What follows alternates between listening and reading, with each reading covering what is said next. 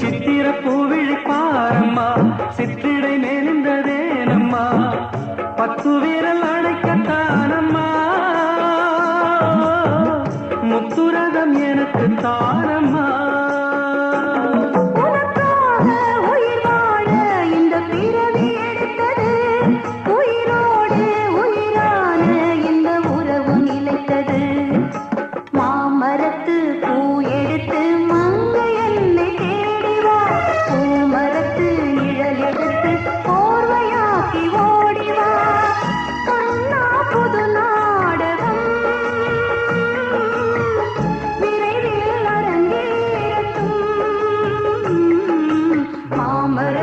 பூ எடுத்து மஞ்சம் ஒன்று போடலாம் பூமரத்து நிழல் எடுத்து போவையாக்கி மூடலாம்